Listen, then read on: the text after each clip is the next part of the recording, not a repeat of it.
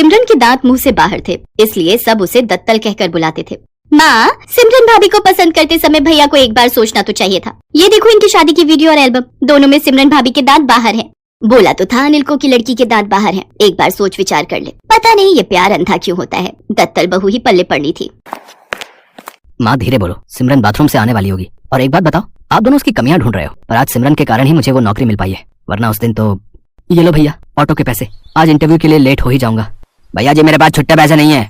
ठीक है रहने दो, वैसे भी मैं लेट हो रहा हूँ। भैया ऑटो खाली है? जी मैडम बैठिए, कहाँ जाना है? घंटा घर तक छोड़ दो भैया। अरे ये फाइल किसकी है?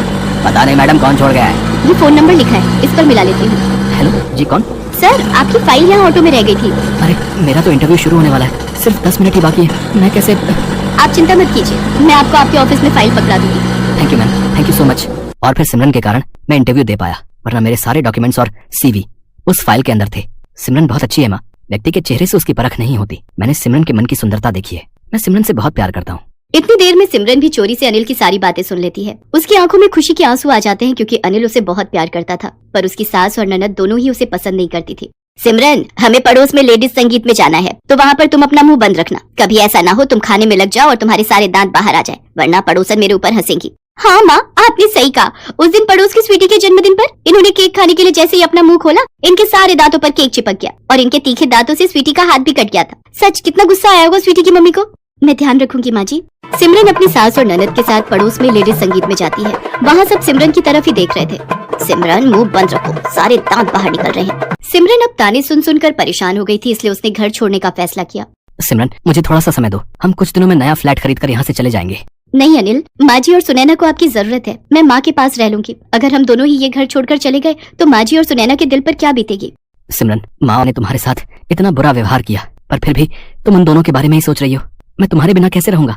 अनिल और सिमरन की बातें सिमरन की सास और ननद सुन लेती है। सुनैना, हम दोनों ने मिलकर तेरी भाभी के साथ कितना गलत बर्ताव किया। वो हम दोनों के बारे में कितना सोच रही है। अनिल सच ही कह रहा था, सिमरन स्वभाव की बहुत अच्छी है, हम दोनों को उससे माफी मांगनी चाहिए। सिमरन की सास और ननद दोनों उससे माफी मांगते हैं और उसे जाने से रोक लेते हैं।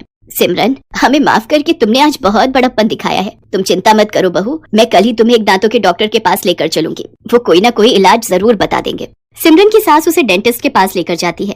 चिंता की कोई बात नहीं है सिमरन, कुछ ही महीनों में आपके दांत बिल्कुल ठीक हो जाएंगे। आज साइंस की दुनिया में बहुत सी तकनीक आ गई हैं, जिनसे हम अपने दांतों को स्वस्थ और सुंदर बना सकते हैं। सच कहा आपने डॉक्टर, आज विज्ञान की दुनिया में हर परेशानी का इलाज है, कुछ भी लाइलाज नहीं है।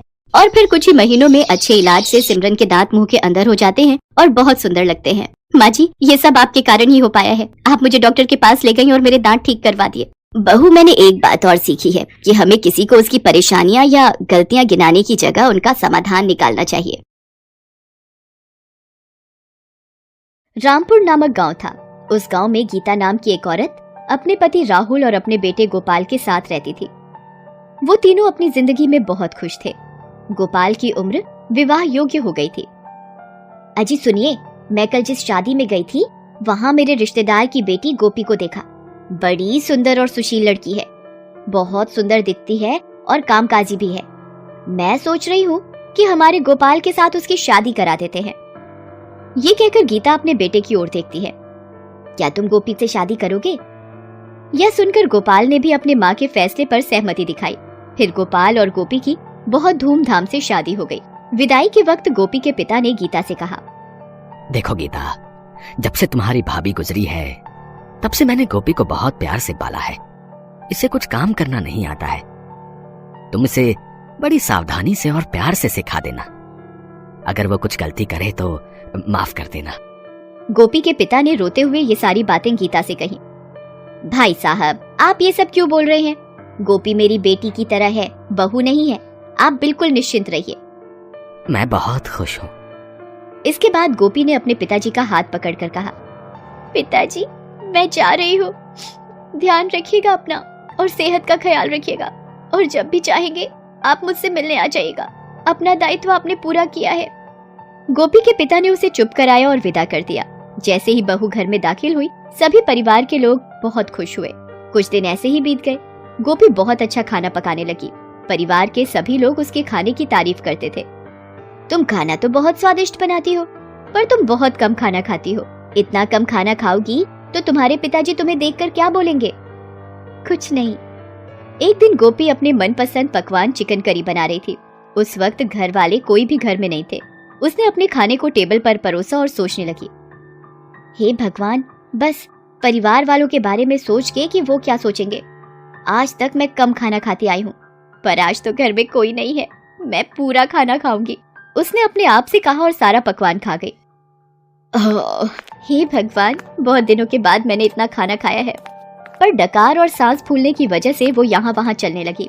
इसी बीच परिवार के सभी लोग वहाँ आ गए। गोपी को इस हाल में देखकर उन्होंने पूछा, अरे बहू, तुम्हें क्या हो गया है? कुछ नहीं हुआ सासू माँ, जरा सा पेट में दर्द है, इसीलिए चल रही हूँ। कुछ दवाई खा लो, समझी? ये कहकर वो अंदर चली गई। धन्यवाद भगवान, वो सब अभी आए, अगर थोड़ी देर पहले आते तो मैं पकड़ी जाती। कुछ दिन के बाद गोपी का पति गोपाल कुछ फल लेकर आया। ये देखकर गोपी खुद से कहने लगी, अरे मेरे मनपसंद फल लाए हैं, मैं सब खा जाऊंगी, मुझे फल बड़े पसंद है। वाह! गोपी को नींद आ रही थी, फिर भी वो आज जगी रही और वो किचन में जाकर सारे फल खाने लगी और सारे फल उसने खाकर खत्म कर दिए। उसने एक भी फल नहीं छोड़ा। अगले दिन उसकी सासू माँ ने गोपी से कहा, गोपी, कल गोपाल बहुत सारे फल लाया था, कहाँ है वो सब? फल देखा है क्या तुमने? मुझे नहीं मालूम सासू माँ, मैं भी ढूंढ रही हूँ, मुझे लगा आपने ही छुपा रखे हैं शायद। अरे मैं क्यों छुपाऊंगी, मुझे मालूम नहीं है कि फल कहाँ है। ये कहकर गोपी की सास वहाँ से चली जाती है। उसी दिन गीता ने सबके लिए बिरयानी बनाई और गोपी को बिरयानी की सुगंध आ रही थी। अरे वाह, सासू माँ तो बहुत स्वादिष्ट खाना पकाती है। बिरयानी से भी बहुत अच्छी खुशबू आ रही है।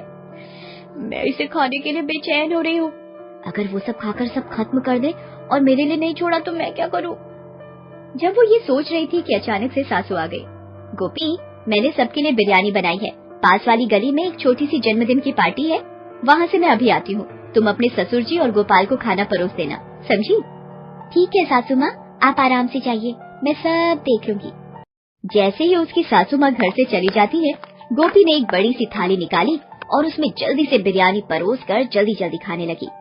जब गोपी खा रही थी तब देखा कि थोड़ी सी बिरयानी बची हुई है। तब सोचा कि दूसरी बार फिर से खाऊंगी। जब सब सो जाएंगे तब मैं इसे चुपके चुपके खाऊंगी। हाँ, मुझे ऐसा ही करना होगा, नहीं तो मैं पकड़ी जाऊंगी और सब सोचेंगे कि मैं बहुत खाती हूँ। जब ऐसा सोच ही रही होती है, एक कुत्ता बाहर जोर जोर से भौंकने लगता है। कुत्ते को भौंकते हुए सुना तो थोड़ी सी बिरयानी थाली पर छोड़कर वह बाहर निकल गई। कुत्ते को उसने बची हुई बिरयानी दी और जब कुत्ता बिरयानी खा रहा था तब गोपी ने पानी का घड़ा लिया और दरवाजा बंद करके वहाँ से चली गई। अंदर कुत्ते ने सारी बिरयानी खा ली। कुत्ते को बाहर निकलने का कोई रास्ता नहीं मिला तो घर के अंदर ही उसने सारा सामान बर्तन इधर उधर कर दिए और कुछ बर्तन तो टूट भी गए। दूसरी तरफ गोपी घर के बाहर एक तरफ छिपकर खड़ी थी और अपनी सास के आने का इंतजार कर रही थी। जैसे ही उसने देखा कि उसकी सासू माँ आ रही है, वो घर के पास गई जैसे कि उसको कुछ पता ही नहीं था और दरवाजा खोला तो कुत्ता जल्दी से घर से बाहर निकला। ये कुत्ता अंदर कैसे आ गया? तुम कहाँ थी? हे भगवान, इस कुत्ते ने अंदर क्या क्या किया होगा। गीता गोपी के साथ अंदर जाती है और देखती है कि बर्तन इधर उधर बिखरे हुए और बिरयानी का बर्तन खाली देखा तो वह चिंतित हो पड़ी और कहने लगी, हे भगवान, मैंने बिरयानी बड़ी मुश्किल से बनाई थी, कुत्ते ने सब खराब कर दिया। तुम कहाँ गई थी बहू, जवाब दो।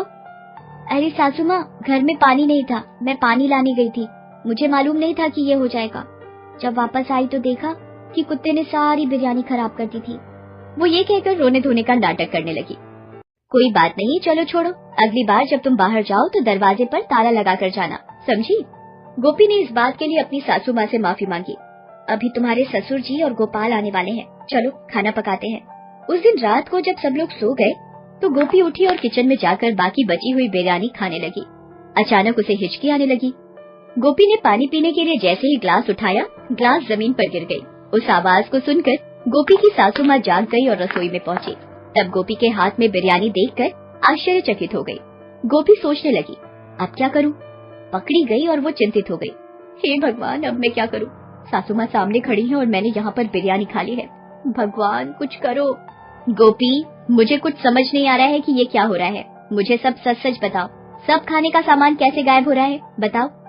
तब गोपी ने जो हुआ सब बताया। ये सुनकर गीता ने कहा कि तुमने फिर पहले ऐसा क्यों कहा कि तुम कुछ खाती ही नहीं हो? सासू माँ, मुझे आप सबके सामने खाने में शर्म आती थी।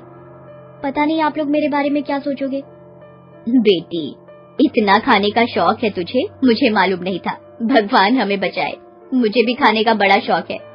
नहीं सासू माँ, आप तो चतुर हैं। उस दिन आपने खुद खाना बनाया और खुद ही खा गई, और छिप छिप कर खाया सारा खाना। मैंने सब देखा था। हे भगवान, तुमने सब देख लिया। किसी से कहना नहीं, मैं भी तुम्हारे बारे में किसी को कुछ भी नहीं बताऊंगी, ठीक है? ये बात हम अपने बीच में ही रखेंगे, ताकि किसी को भी कुछ पता न चले। इस बीच दोनों के पति वहाँ पर पहुँच गए। गीता और गोपी दोनों को देखकर चौंक गए। ये देखकर गीता के पति और गोपाल ने कहा, अच्छी सासू, अच्छी बहू मिली।